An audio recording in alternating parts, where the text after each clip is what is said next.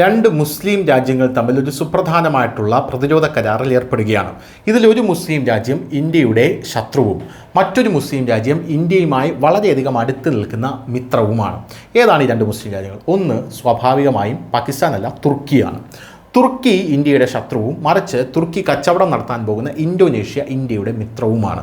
തുർക്കി ഇന്തോനേഷ്യയ്ക്ക് പല കാര്യങ്ങളും പ്രതിരോധ കരാർ ഒപ്പിട്ട് കൊടുക്കുമ്പോൾ ഇന്ത്യ അതിനെ എങ്ങനെയാണ് നോക്കിക്കാണുന്നത് എന്നുള്ളൊരു ചോദ്യമുണ്ട്.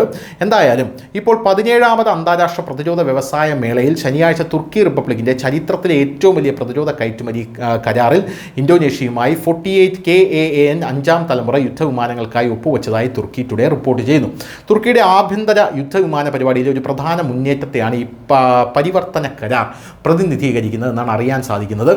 പക്ഷേ ഇന്ത്യ ഇപ്പോൾ ഇന്തോനേഷ്യയോട് ആ ആയുധ കരാറിൽ ഏർപ്പെടരുത് എന്ന് പറഞ്ഞതായിട്ടുള്ളൊരു സൂചന നമുക്ക് ലഭിക്കുന്നുണ്ട്. അങ്ങനെ ഏർപ്പെടുന്നത് ശരിയല്ല എന്നുള്ളതാണ് ഇന്ത്യ ഇപ്പോൾ ഇന്തോനേഷ്യയെ അറിയിച്ചിരിക്കുന്നത്. എന്തായാലും ഒപ്പുവയ്ക്കൽ ചടങ്ങിൽ നിരവധി ഉന്നത ഉദ്യോഗസ്ഥർ അവിടെ പങ്കെടുത്തിട്ടുണ്ട്. Turkish presidency of defence industries മേധാവി ഹാലുക് ഗോർഹുൻ, ഇന്തോനേഷ്യൻ പ്രതിരോധ മന്ത്രി Sjafrie Sjamsoeddin, TAA board chairman ഒമർ സിയാദ് വർദ്ധൻ, ഡെപ്യൂട്ടി നാഷണൽ ഡിഫൻസ് മന്ത്രിയും TAA വൈസ് ചെയർമാനുമായിട്ടുള്ള സുബെ അൽപെ, TAI general manager Mehmet Demiroglu എന്നിവരാണ് അവിടെ പങ്കെടുത്തിരിക്കുന്ന ആൾക്കാർ. എന്തായാലും ഇതൊരു വലിയ മൂല്യമുള്ളൊരു പ്രതിരോധ കരാറാണ്. സാമ്പത്തിക വ്യവസ്ഥകൾ ഔദ്യോഗികമായി വെളിപ്പെടുത്തിയിട്ടില്ല. എന്നാൽ കരാറിൻ്റെ മൂല്യം ഏകദേശം $10 ബില്യൺ ആണെന്നാണ് തുർക്കി മാധ്യമങ്ങൾ ഇപ്പോൾ റിപ്പോർട്ട് ചെയ്യുന്നത്. $10 ബില്യൺ ഈ പ്രതിരോധ കരാർ ഉഭയകക്ഷി പ്രതിരോധ സഹകരണത്തിന് പ്രധാനമാണെന്നാണ് തുർക്കി പറയുന്നത്. ജൂൺ 11 തുർക്കി പ്രസിഡന്റ് റജബ് തയ്യിബ് എർദോഗൻ 48 ജെറ്റുകൾ ഇന്തോനേഷ്യയിലേക്ക് കയറ്റുമതി ചെയ്യാനുള്ള തുർക്കിയുടെ പദ്ധതി പ്രഖ്യാപിച്ചു. ഒപ്പുവയ്ക്കൽ ഇപ്പോൾ കരാറിനെ ഔപചാരികമാക്കുന്നുവെന്ന് മാത്രമാണ് ഇപ്പോൾ ലഭിക്കുന്ന വിവരങ്ങൾ.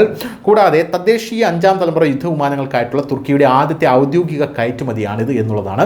പക്ഷേ ഇന്ത്യ ഇപ്പോൾ ഇന്തോനേഷ്യയ്ക്ക് കൃത്യമായിട്ടുള്ള വാർണിംഗ് കൊടുത്തിരിക്കുകയാണ്, ഇത് ചെയ്യരുത് എന്നുള്ളത്. കരാർ പരമാവധി 120 മാസത്തെ, അതായത് 10 വർഷത്തെ ഡെലിവറി വിൻഡോയാണ് വ്യവസ്ഥ ചെയ്യുന്നത്. ഇത് TAAയിലും തുർക്കി എയറോസ്പേസ് മേഖലയിലും മൊത്തത്തിൽ ഗണ്യമായ ഉൽപ്പാദന ബാധ്യതയെ സൂചിപ്പിക്കുകയാണ് എന്നും റിപ്പോർട്ടുകൾ പുറത്തു വരുന്നുണ്ട്. News desk news India Malayalam.